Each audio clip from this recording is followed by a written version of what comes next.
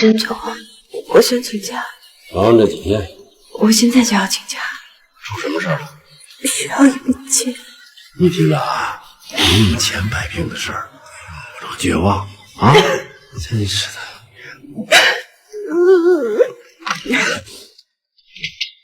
你怎么不敲门就进来了？小雨姐，你别误会，我叫叶兰秋，是思拓公司总裁沈流书的秘书。我现在急需一大笔钱，因为今天上午我被检查出患有淋巴癌。你对自己要有信心啊！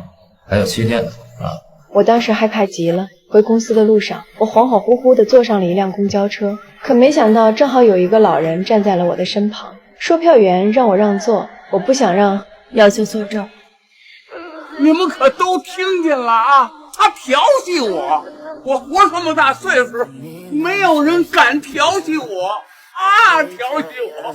癌症搞得我心烦意乱，对那些指手画脚的声音我更是懒得理会。本以为到站下车以后，这件事会烟消云散，谁知一个小姑娘非要跟着我追问。你刚才为什么调侃一个老年人啊？我就是不想让座，没别的原因。简单的解释后，我就快步地回到了公司。而坐在工位上的第一件事，便是打开电脑，搜索淋巴癌晚期的症状。当看到网页上的描述，我当时整个人都不好了。我坐在那里思考了很久，最终决定跟老板请假，去完成一些自己想做而没有做的事情。可是沈总却误以为我失恋了，无助和悲伤涌上心头。不知怎的，我竟鬼使神差地钻进了沈总的怀里。你怎么不敲门就进来了？小雨姐，你别误会。我下意识地想追上去说清楚，可不论我怎么解释，小玉姐都只相信她亲眼看到的。小叶，我提醒你，做小三是一件很痛苦的事。小雨姐，你可以不相信，可你这么讲话是没道理。这个意外情况让本就心烦意乱的我更加难受。然而这还没完，我上午在公交车不让座的事情竟被恶意剪辑登上了新闻，一时间大街小巷到处都能听到对我的审判。第二天，我早早到公司等待沈总，一方面是想解释这个不让座的事情，另一方面则是跟老板借钱。多少钱？你说。100万。那我倒想知道了，你到底遇上什么麻烦了？我要用这钱去救一个人的命。告上。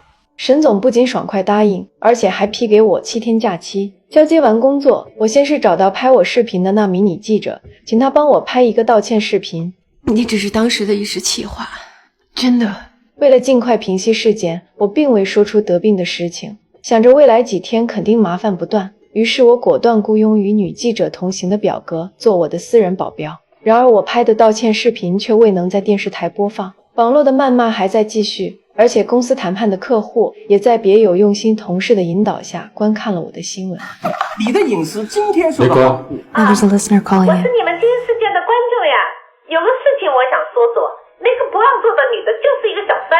虽然给电视台爆料的人被变了声，但我还是能清晰分辨出此人就是沈总的爱人。我本想找小鱼姐再解释解释，可经过这件事以后，网络再一次被引爆，我的身份证、家庭住址、简历、照片全都被挂在了网上。我的母校、我的公司以及我没有让座的那位老人也先后接受了电视台的采访，舆论再一次扩大，直接导致我雇佣的保镖杨守成也不干了。因为包括他在内的所有人都认为我是拆散别人婚姻的小三，而且因为他跟我在一起，导致杨守成的信息也被挂在了网上，遭到毫无底线的谩骂。你知道我跳到黄河里，你欺负谁了？还剩2天，你知道你给我惹多大麻烦？你做了多大的祸，你知道吗？我怎么了？我是电子强盗杀人犯吗？早知道你是个病人，你身份钱我真不想挣。我是有病！淋巴癌晚期，你买错了吧？